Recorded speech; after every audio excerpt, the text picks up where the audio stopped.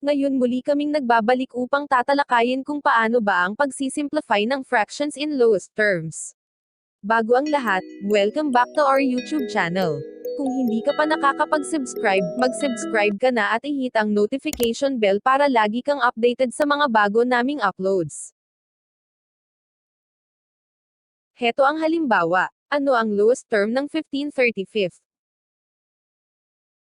We have to get the greatest common factor or GCF of the numerator and denominator. One way of getting the GCF of two or more numbers, we can use the prime factorization method.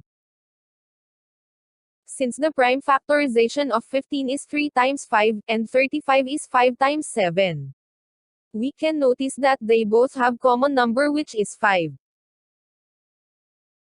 So 5 is the GCF of 15 and 35. Now we can divide this 5 to both 15 and 35. 15 divided by 5 is 3. 35 divided by 5 is 7. So the answer is 3/7. Here is another example. Find the GCF of 820. Katulad ng ginawa natin kanina. Gamit ang prime factorization. Kunin ang GCF ng 8 at 20. Ang prime factorization ng 8 is 2 times 2 times 2.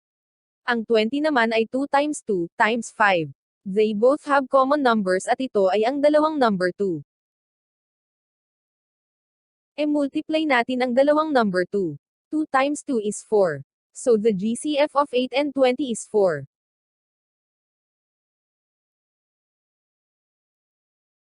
Now, let's divide this 4 to both 8 and 20. 8 divided by 4 is 2. 20 divided by 4 is 5. So the answer is 2/5.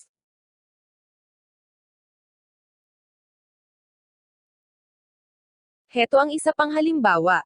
120, 540th. One way to get the lowest term of this is to check whether the numerator and denominator are both divisible by 2.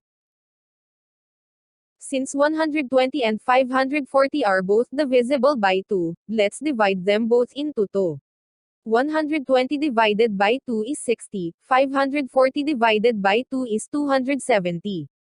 As we can notice, 60 and 270 are still divisible by 2, so let's divide this again by 2.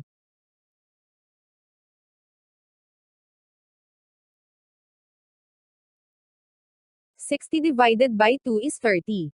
270 divided by 2 is 135.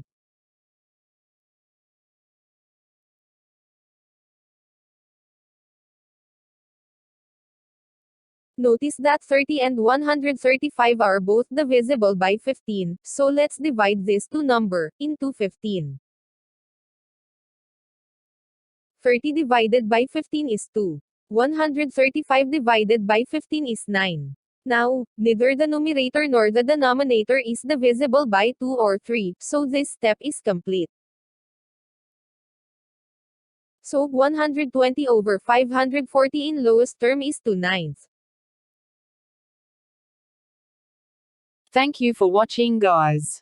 Please give it a thumbs up and be sure to subscribe for more videos. Thank you for watching, guys. Please give it a thumbs up and be sure to subscribe for more videos.